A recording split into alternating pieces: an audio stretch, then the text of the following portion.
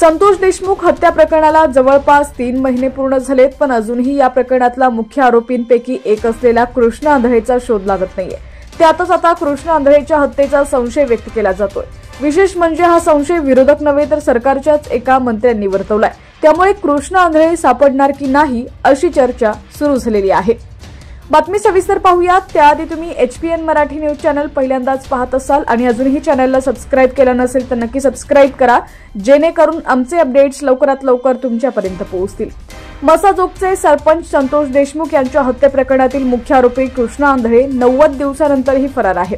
आता देशमुखांच्या हत्येचे जे फोटो समोर आलेले आहेत, जो व्हिडिओही समोर आलाय, तो कृष्णा आंधळेनंच पोस्ट केल्याचं समोर आलंय. त्यामुळे या प्रकरणात कृष्णा आंधळेला अटक होणं अत्यंत गरजेचं बनलंय. पण संजय शिरसाटांनी मात्र कृष्णा आंधळेचा हत्येचा संशय व्यक्त केलाय. खरं तर बीडचे आमदार संदीप क्षीरसागर यांनी आधीच कृष्णा आंधळेच्या घातपाताचा संशय वर्तवला होता, पण आता सत्ताधारी मंत्र्यांनीही त्याच्या हत्येचा संशय वर्तवलाय. त्यामुळे हत्या प्रकरणातील हा मुख्य आरोपी सापडण्याविषयी संभ्रम निर्माण झालाय. संतोष देशमुख हत्या प्रकरणात आरोपपत्रात दाखल झाल्यानंतर संपूर्ण महाराष्ट्रानं या हत्येतील क्रूरता पाहिली. कराड गँगचा राक्षसी अवतार पाहून अवघा महाराष्ट्र संतापलाय. विशेष म्हणजे हे रूप ज्याच्यामुळे महाराष्ट्राला दिसला तो कृष्णा आंधळे अजूनही फरार आहे.